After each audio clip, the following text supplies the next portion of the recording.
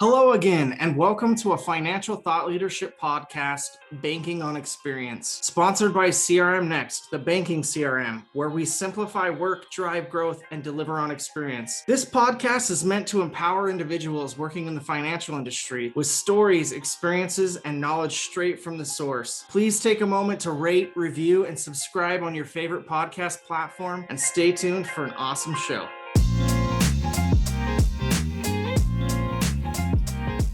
Hey everybody, welcome to another episode of Banking on Experience. I'm your host, James Gilbert.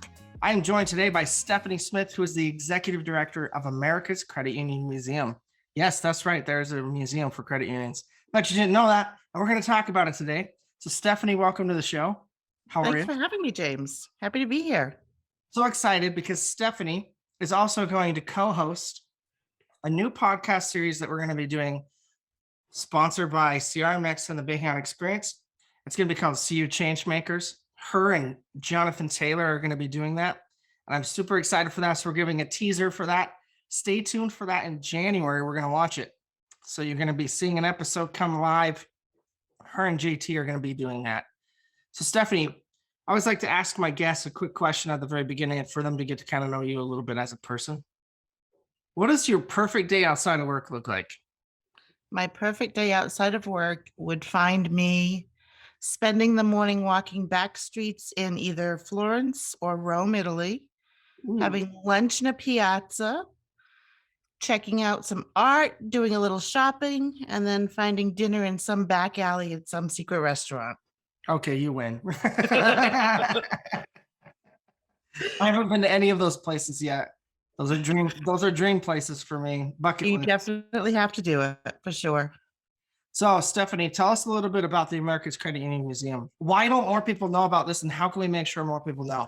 Yeah, absolutely. America's Credit Union Museum has been around since 2002. So this coming year, we are celebrating our 20th anniversary. It seems kind of crazy to me that some people within the movement don't know about us. But essentially, when we came to be was because St. Mary's Bank, which is the first credit union in the country, they realized that the building about a block away from their office was where the very first credit union was. So they approached the owner of that building, and the Reader's Digest version is eventually the building was gifted to St. Mary's Bank to become a museum. So not only is the museum there to tell the story of credit unions in the country, but it is actually the building and the site of the very first credit union transactions in the country. So it is the birthplace of the movement right in Manchester, New Hampshire.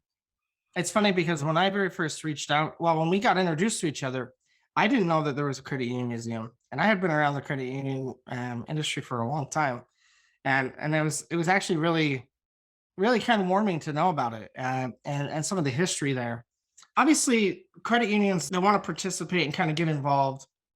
You know, you and I are doing some things like trying to get people like the Right on the Money winners like inducted into some of the pavers and things like that. But what other ways can credit unions get involved in the museum? So there's actually lots of ways to get involved at the museum. The museum, like I said, not only are we the birthplace of the movement, but we are the only museum that catalogs credit union history throughout the country. So we have the National Historic Museum. We encourage credit unions, particularly credit unions that are going through some growth periods, whether it be merging with another credit union or maybe changing their name, to upload their stories of the history of their credit union to the museum website. There's pages right on our website where you can upload documents, tell us your history. We truly believe that we are the keeper of that history, and it's important that we share that history with anybody that's looking for it. So you can get involved in that way. The museum is fully sustained by membership donations. We recently did a $3.5 million campaign, and each year we ask credit unions across the country, based on their assets, to support the museum and to keep the lights on, if you will, at the birthplace of the movement. So those are the two ways that you can get involved that are very apparent. But moving forward and into 2022, for our anniversary, we've got some really exciting things going on. We are committed to doing a new exhibit on women in credit union history, which sort of brings us back to CRMNEXT and our connection with you folks. And, if you know of somebody in the credit union movement, whether it be a woman or just maybe the leader of your credit union decades ago that has a compelling story, share it with us. We feel that those stories really are what motivate people and what, really helps them to be grounded in the foundation of what makes credit unions different. And I am so excited to work with you and JT to help more women get recognized as leaders in this industry, because I think it's something that is sort of like mentioned, and at times it's oftentimes just seen as like a little bit of fluff, but no action has been taken in a lot of ways. Like there's been female leaders that have been put into leadership roles and done an incredible job, and they're not being recognized for it. And we're looking to change that. That's for sure, right? So I'm excited about seeing the work that you and JT are going to do there. What do you think the future of the museum looks like? I think that, based on, what the last 2 years have been, our future is digital. We'd love to have everybody come to Manchester, New Hampshire and sit at the desk where those first transactions took place, or sit in the hallway where the mill workers who had just been working, 18-hour days in the mills and needed financial resources, where they sat and become, refocused on your mission. But we realize that that's not possible. And particularly in today's environment, maybe you're not going to get to Manchester, New Hampshire, but once in your lifetime. So our approach is to bring the museum to everybody else. Instead of you coming to us, we've sort of, I hate to use the word pivot because everybody's using it, but that's really what we're doing. Is we're figuring out new and innovative ways of digitally bringing the museum to the masses. And that's really exciting, whether it be a 360-degree tour or some virtual reality, components to our exhibits. But we want to make the museum accessible regardless of where you're visiting us from. I think it's a great move. I know that there's organizations, and you and I have talked about this, there's organizations out there that are kind of new, and they're doing a lot of this collectibles in digital formats now. And I think it is the way of the future, for sure, for that particular space, especially history, and preserving it in a way that's real, and still having the physical atmosphere of the museum just as an added bonus so that you can go there and visit. Yeah, absolutely. If there were a silver lining to the pandemic, it's that it forced us to take a long, hard look at how we deliver it and, really speak to the need that's out there. So, we can all sit around and complain about the things that COVID has taken away from us and the changes we've had to make. But I think from the museum's perspective, it was time to do this. And we choose to look at it as, a great opportunity to look internally and how we can do it. Stephanie, what are the areas of the CU movement you think play a role in maintaining and developing the credit union story? It comes down to the motto of people helping people. I know that that is the catchphrase of the movement, and people, are quick to say it's what defines us. But I really believe it's true. It's making a difference for one person, for one member. I just went to a retirement party for a CEO in New Hampshire who's retiring after 30 plus years in the movement. And he can still tell you about those moments of helping one particular individual.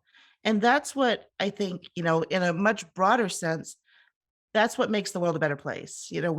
One person's not going to change the world, but you can change the world for one person. And that's not just, just the speakeasy of it. I think that it's really true. And I think that that's why credit unions are different.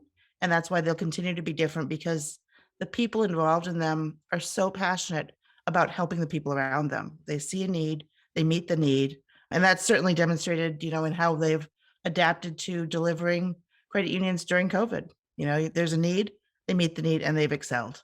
We're making this episode kind of short and sweet because we want people to get the breadth of it. But here's my challenge to all credit unions that are listening: donate to the museum, preserve the history of the movement that you care so much about. Stephanie's behind it. She would love to see you. She would love to see your donation. We would love to see it. We're going to be promoting any donations that we see from this podcast. So if you are listening and you donate to the museum, we will match it. That's awesome. That's Okay. terrific. So we're gonna match donations that come directly from the podcast. So if you're a credit union, please do so, and we will do it. The other question that I had for you, and I always like to kind of end with this, has nothing to do with the topic. If you could change the world with one thing, what would it be? I could change the world with one thing. I think that it's the ability to give people the opportunity to walk in another's shoes. It's perspective to make a broader perspective of the challenges that people face. I think that kindness comes from that, and from kindness becomes the things that you have to do to change the world. I said earlier, one person isn't going to change the world, but you can change the world for one person. And I think when you have a whole bunch of those circles floating around out there, overall, it lifts us all up. So I'd say practice kindness.